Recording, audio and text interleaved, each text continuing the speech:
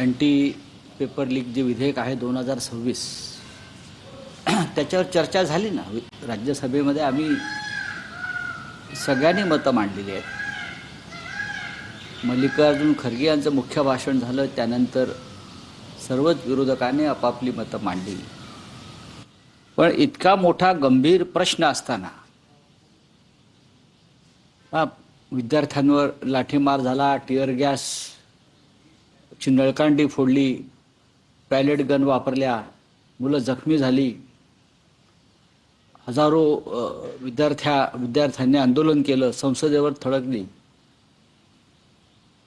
पण एरवी विद्यार्थी आणि परीक्षांवर बोलणारे पंतप्रधान हे संसदेमध्ये उपस्थित नव्हते, गृहमंत्री उपस्थित नव्हते. ज्या खात्याशी संबंधित नाही असे मंत्री उत्तर देत होते, त्याच्यामुळे विरोधकांनी वॉकआउट केला. मला आश्चर्य वाटते की वंदे मातरम या विषयावर पंतप्रधानांनी एक विशेष अधिवेशन घेतलं आणि वंदे मातरम संदर्भात जेव्हा विधेयक चर्चेला आलं तेव्हा प्रधानमंत्री संसदेमध्ये उपस्थित नव्हते. मग काय ढोंग तुम्ही लावल्या राष्ट्रभक्तीचं? तुम्ही वंदे मातरमवरती एक अख्खं अधिवेशन घेता, काँग्रेसवर टीका करण्यामध्ये 1 तास घालवता वंदे मातरम संदर्भात, आणि वंदे मातरम हे विधेयक जेव्हा चर्चेला आलं, मंजुरीला आलं, तेव्हा प्रधानमंत्रीही संसदेमध्ये नसतात आणि अमित शहाही नसतात. आता अमित शहा या देशाचे गृहमंत्री हे उद्या पुण्यात चाललेले आहेत. का? तर टिळक पुरस्काराचं प्रदान म्हणे त्यांच्या हस्ते होणार आहे. मला आश्चर्य वाटतंय की लोकमान्य टिळक यांच्यासारखा स्वातंत्र्य लढ्यातला कर्ता पुरुष, ज्याने स्वाभिमानानं, अभिमानानं आणि शौर्याने ईस्ट इंडिया कंपनीशी 2 हात केले, तुरुंगवास भोगला,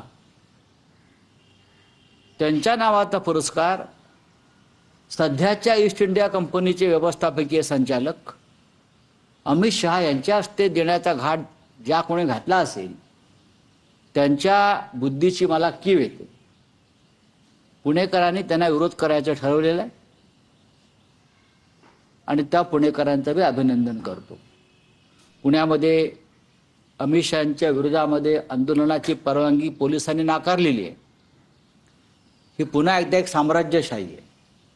देशाच्या गृहमंत्र्याचे हात विद्यार्थ्यांच्या रक्ताने बरबटलेले आहेत, त्यांच्या अंगावर विद्यार्थ्यांच्या रक्ताचे शिंतोडे पडलेले आहेत, अश्रूंचे शिंतोडे पडलेले आहेत, आणि महान जहाल लोकमान्य टिळक यांच्या नावाचा पुरस्कार त्यांच्या हस्ते देण्याचा जो घाट घातलाय. आता त्यांचे कोणीतरी वंशज आहेत म्हणतात, एक जे शिंदे गटामध्ये आहेत, बरं का, टिळकांचे वंश शिंदे गटात आहेत. त्यांनी म्हणे यात राजकारण आणू नका सांगितलंय. मग अमित शहा कोण आहेत? अमित शहा कोण आहेत? अमित शहा हे काय बाबा आमटे आहेत का? काय शिवाजीराव पटवर्धन आहेत? कोण आहेत? नैतिकदृष्ट्या हे अधपतन आहे. लोकमान्य टिळकांच्या नावानं हा जो बाजार आहे हा पुणेकर जनता मान्य करणार नाही. जर योग्य व्यक्ती असती गृहमंत्री म्हणून त्या तोलामोलाची, तर नक्कीच आम्ही त्याचं स्वागत केलं असतं. पण जंतर मंतरवर ज्या पद्धतीनं हुकुमशाही विरुद्ध लढणाऱ्या तरुण विद्यार्थ्यांना ठेचून मारण्याचा प्रयत्न झाला, ते आदेश गृहमंत्री अमित शहाचे होते. त्यांच्या हस्ते टिळक पुरस्कार दिला जातो आणि कोणाला? तर जे गृहस्थ हे सगळं घडत असताना गप्प राहिले. काय राष्ट्रीय सुरक्षा सल्लागार डोवाल त्यांना दिला जातो. हे कसले पुरस्कार? दुर्दैवानं हे विधान मलाच करावंसं लागतं.